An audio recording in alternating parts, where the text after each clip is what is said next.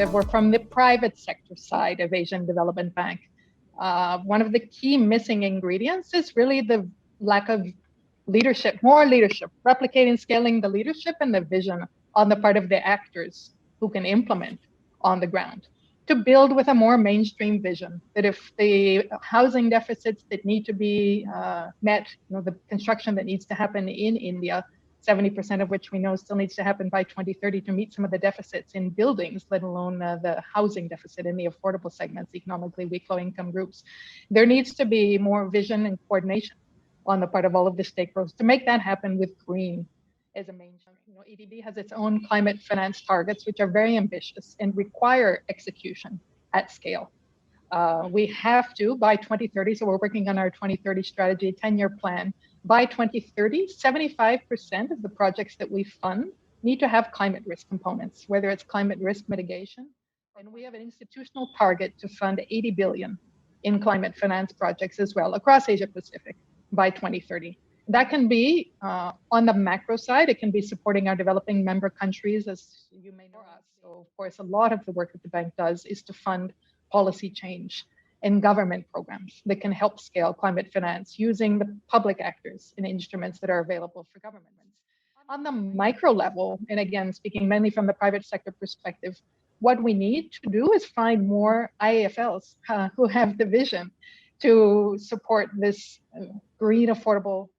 Someone who works with financial institutions in India or across South Asia, it's quite rare still to find housing finance companies who are enabled to finance the developers, provide them technical support to get certified in their construction, and also be able to finance the demand on the consumer side by giving them access to mortgage finance for these affordable homes, and even better yet, green certified affordable homes. I think there are two major changes. One, that delivery of service land to the markets. I think that really needs to be expedited if the cities have to meet with the housing demand. And what is happening is typically the service land delivery to the housing market, it varies from city to city, but it is at a lower pace. So that's one of the key area of focus that needs to be there. Second area of focus is this entire process for the developer or for the supply mechanism in converting land to build space.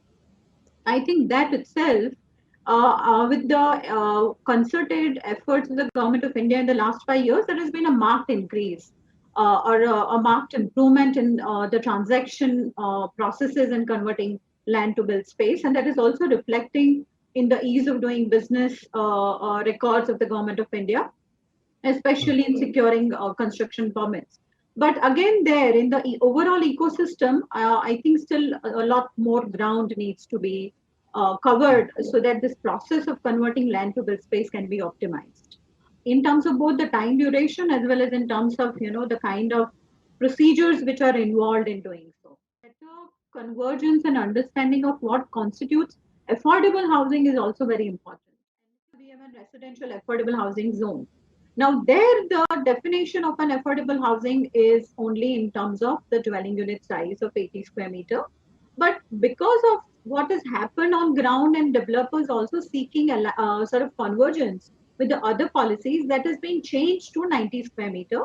So this kind of convergence is what is really required so that the markets or the supply mechanism can also avail most of all of these policies. So that's my first sort of recommendation. My second submission is that because the price ceiling is at 45 lakhs, majority of the affordable housing tends to be in sticking to the upper ceiling of 45 lakhs.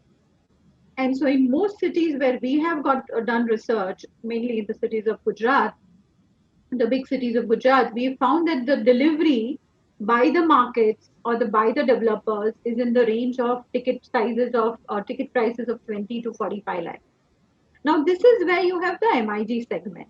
So the affordable housing, if it is understood as a housing with 45 lakh ceiling, then majority of the delivery, and this is a large quantum of the total delivery in cities.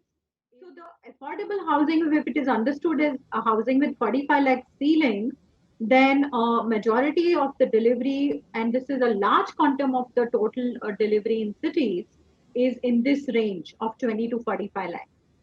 But the shortage is in the LIG and EWS, and they can afford only units up to 20 lakh. So it is in this segment that there isn't much supply. And largely, PMAY has really, sort of augmented the supply. But again, there can be only a small quantum which can be met by this. Definition of affordable housing, especially as we move forward from here, and as we talk about green financing, it would be important to also converge the definition of affordable housing. And while doing so, to also see that how can it really reach out to the EWS and LIG segment, which currently it is not because of the very definition of, the price ceiling of 45 lakh. So majority of EWS and LIG housing is self-built or with the support of the public housing or with the support of PMAY under its four verticals.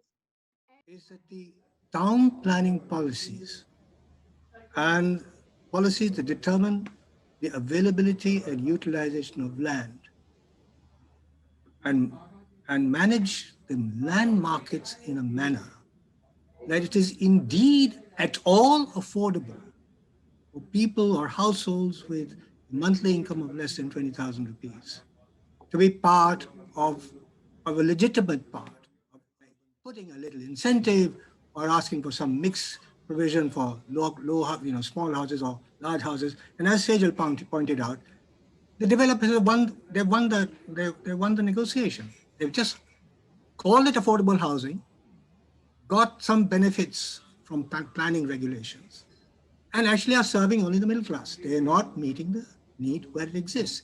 So there's a big shortfall on the ground on urban planning and regulation of land markets. That is keeping affordable housing as unaffordable in the city. Renowned developers and so on. And I'm afraid they are the most difficult to convince that they have to go green. They are insistent that they have all the solutions of building with a lot of concrete and a lot of steel and a lot of glass and all kinds of things. Their salespeople determine the nature of housing that they want to produce, which they think they can sell, knowing full well that they're going completely in the opposite direction from green. And then they come to the designers of technologies to meet the housing demand, global technologies that can meet the housing demand by producing large number of homes with advanced technologies and whatnot. And there are promotions of what are called lighthouse projects to show how quickly, like they must have done in Eastern Europe and USSR or post-war construction in Europe, large-scale construction, multi-story high-rise stuff, all in concrete.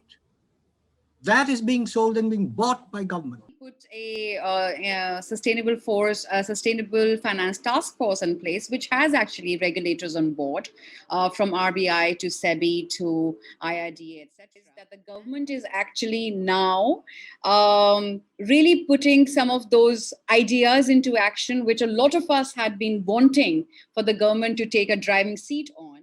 What shall be those sectors that really need taxonomic attention in the right to go ahead with, And I have to say that the building sector is a strong contender, even about the criteria that is going to be important in selection of those sectors. And that is about, the economic impact, contribution to GDP, the extent of jobs that can get created, the climate impact, the mitigation impact, the emission impact. All of those are the metrics by which we will be looking at some of the initial sectors to work on. Now, there is a movement towards more regulation. Now, there is definitely that sense within the regulatory ecosystem that it doesn't have to be a heavy regulation. It has to be a nudge, So that even that nudge, that direction of travel is being set by the Ministry of Finance. When it comes to sector level discussions, I think a lot more expert voices and financial sector voices, no doubt, a lot more expert voices will be the ones that will be invited to actually